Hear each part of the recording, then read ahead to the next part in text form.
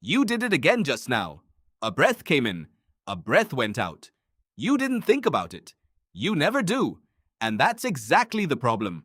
Breathing is the one thing your body does automatically that you can also control. And yet, for most of your life, you've been doing it in a way researchers now describe as quietly catastrophic. Not dangerous enough to kill you quickly, just damaging enough to erode your sleep, your focus, and your mood. One shallow breath at a time. Watch any infant asleep in a crib. Their belly rises and falls in slow, full waves. Their mouth is closed. That is how every human being was designed to breathe. Then something happens. Somewhere between childhood and adulthood, most people stop breathing that way entirely. They shift to chest breathing, short, shallow, mouth open, and the body quietly starts paying a price it can't even name.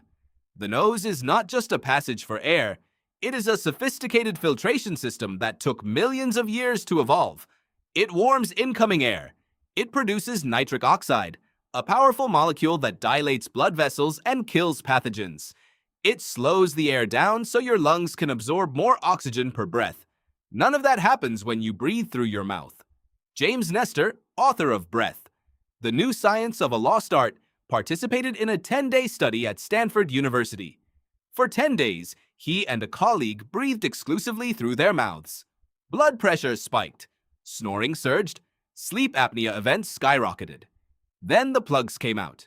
Within days of switching to nasal breathing, every number reversed. 10 days, that's all it took. Here's the chemistry most people never learn. Your blood carries oxygen using hemoglobin, but hemoglobin doesn't release oxygen based on how much is in the blood. It releases oxygen based on how much carbon dioxide is present. When you overbreathe and push too much carbon dioxide out, hemoglobin holds onto oxygen more tightly. Your tissues get less of it. You can be breathing rapidly and still feel starved of air. Precisely because you're breathing too much. Danish physiologist Christian Bohr described this in 1904. It's called the Bohr Effect, and it means that the breathless, anxious feeling you get during stress isn't asking you to breathe faster, it's asking you to breathe slower.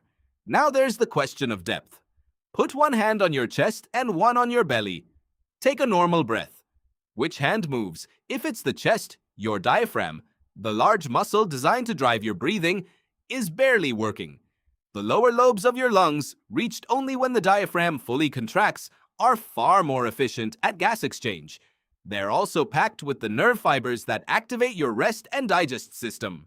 Breathe into your belly and you calm your nervous system. Breathe into your chest and you keep it on edge.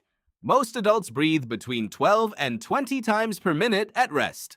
Herbert Benson at Harvard Medical School found that 6 breaths per minute triggers what he called the relaxation response, a measurable physiological counterpart to the stress response. You are breathing almost twice as fast as your body prefers. The ancient traditions knew this without the biochemistry. Yoga, martial arts, Buddhist meditation, all of them place breath control at the center of practice, not for spiritual decoration, because the people who built those traditions noticed what science is only now confirming: how you breathe shapes how you think, how you feel, and who you are. Correct breathing is slow, nasal, low into the belly, and quiet. A breath taken correctly makes almost no sound. Try it now. In through your nose for 4 counts. Let your belly push out first, then your chest. Out through your nose for 6 counts. Just release. Don't force. Notice how different that feels from what you were doing a moment ago. You probably can't sustain that without paying attention. That is the whole point. The pace your body defaults to when your mind is elsewhere is not optimal. It is the pace of a species that has been indoors, sedentary, eating soft food, and slowly losing the adaptations that once made breathing automatic and correct. The solution is not a drug. It's not a device. It's the same thing your body already knew when you were an infant, belly rising and falling in slow, quiet waves. You came into the world breathing correctly. Your body hasn't forgotten. It's just waiting for you to remember. Tonight, when you fall asleep, your body will breathe for you. The question is what habit you've trained it to reach for. You did it again just now. A breath came in. A breath went out. This time, maybe you thought about it, and that changes everything.